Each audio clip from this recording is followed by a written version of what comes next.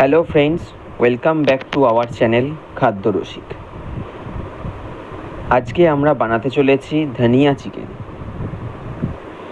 চলুন তাহলে শুরু করা যাক ধনিয়া চিকেন এর রেসিপিটি।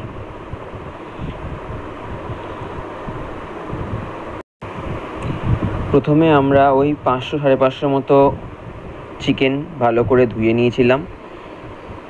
নিয়ে ভালো করে পরিষ্কার করে ধুয়ে সেটার মধ্যে লেবুর রস প্রথমে অ্যাড করেছিলাম। লেবুর রস চামচে করে মোটামুটি 1 চামচ 1.5 চামচ মতো লেবুর রস দিয়েছিলাম। তার মধ্যে আদা রসুনের পেস্ট দেওয়া হয়েছিল 2 চামচ মতো।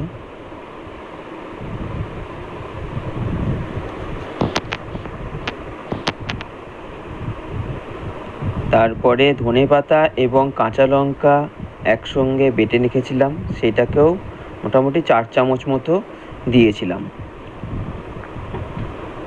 মোটামুটি 5টা মতো কাঁচা লঙ্কা নেওয়া হয়েছিল আর ধনেপাতা নেওয়া হয়েছিল মোটামুটি 200 গ্রাম মতো।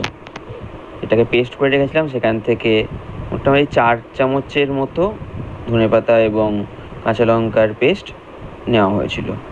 এবার এর মধ্যে সাদা তেল নেওয়া হয়েছিল 2 চামচ।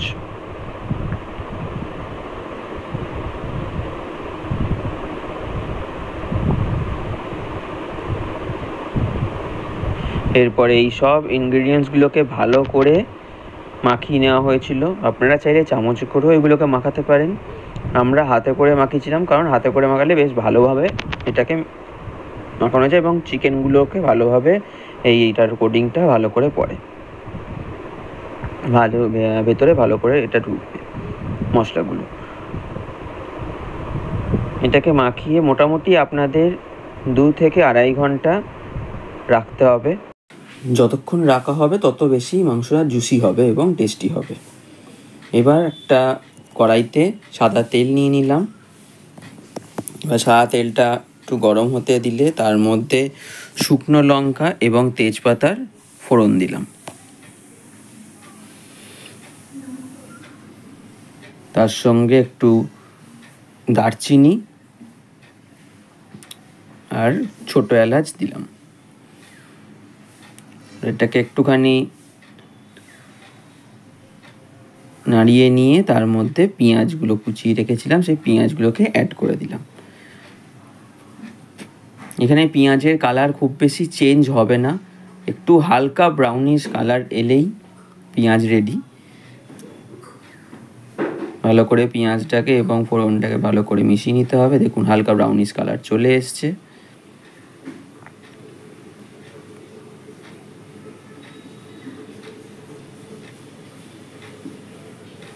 খুব বেশি যদি ভাজা হয়ে যায় তাহলে একটু পোড়া পোড়া টেস্ট চলে আসবে, এটা ভালো লাগবে না। তাই জন্য খুব বেশি ভাজবেন না, হালকা একটু ব্রাউনিশ কালার এলে তার মধ্যে মাংসটাকে অ্যাড করে দিতে হবে। দেখুন পেঁয়াজ রেডি। এবার এর মধ্যে যে ম্যারিনেট করে রাখা মাংসটা আমরা 2 থেকে 2.5 ঘন্টা রেখেছিলাম ফ্রিজের মধ্যে, সেই মাংসটাকে অ্যাড করে দেওয়া হচ্ছে। আপনারা চাইলে বাইরেও রাখতে পারেন, তবে ওয়েদার গরম থাকলে নষ্ট হয়ে যাওয়ার সম্ভাবনা থাকে, তাই ফ্রিজে রাখাটাই ভালো। মাংসটাকে এবং পুরো যতটা মিক্সচার ছিল শেষে পড়ে সেই পুরো মিক্সচারটা আমরা দিয়ে দিলাম কড়াইয়ের মধ্যে, এবং এবার ভালো করে পেঁয়াজ এবং তেল যেটা দেওয়া ছিল আগে সেটার সঙ্গে মাংসটাকে ভালো করে মিক্স করে নেওয়া হবে।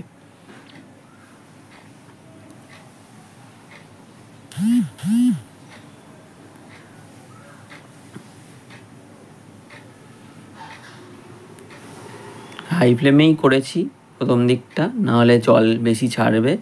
হাই ফ্লেমেতেই যতটা বেশি ভাজা ড্রাই করে করা যায় সেটাকে ততটা বেশি ড্রাই করে করা চেষ্টা করা হয়েছে।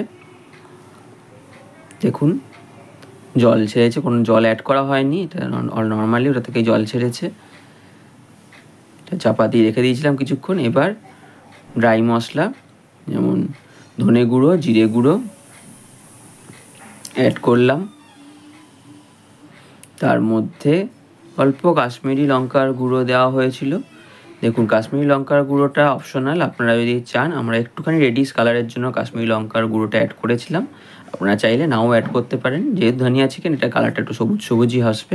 স্বাদ মতো নুন এবং তার সঙ্গে চিনিটা অ্যাড করব। এরপর এর মধ্যে একটু হলুদ অ্যাড করব, বেশি হলুদ অ্যাড করব না, তাহলে কালারটা হলদে হয়ে যাবে। জাস্ট স্বাদের জন্য হলুদটা অ্যাড করা। এবার ভালো করে সব কিছু চিনি, নুন, হলুদ এবং যে গুঁড়ো মশলা, ধনে গুঁড়ো, জিরে গুঁড়ো দেওয়া হয়েছিল, সব কিছু একসঙ্গে ভালো করে মিক্স করে নেওয়া হবে।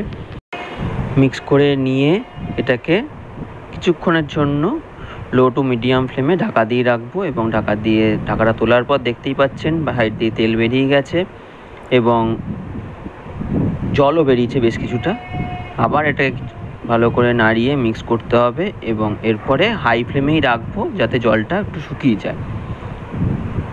সেদ্ধ মোটামুটি মনে হচ্ছে হয়ে গেছে। এর মধ্যে এবারে একটুখানি কাজু বাদাম বাটা অ্যাড করেছিলাম এবং কাজু বাদাম বাটার যে বাটিটা ছিল সেটাও ধুয়ে একটুখানি জল অ্যাড করলাম। আর ভালো করে কাজু বাদাম বাটাটাকেও এর সঙ্গে মিক্স করে নেব। কাজুটা দেওয়ার পর হাই ফ্লেমে না দেওয়ারই চেষ্টা করবেন, কারণ কাজু বাদামটা লেগে ধরে নিচেতে। তাই জন্য কাজু বাদাম বাটা দেওয়ার পর লো টু মিডিয়াম ফ্লেমেতেই বাকি রান্নাটুকু করার চেষ্টা করবেন। দেখতে পাচ্ছেন গ্রেভিটা মোটামুটি টেক্সচার চলে এসছে। গরম মশলা অ্যাড করছি।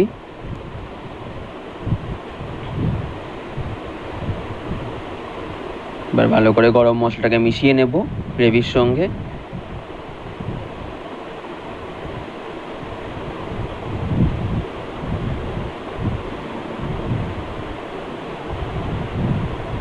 গ্রেভি রেডি একদম।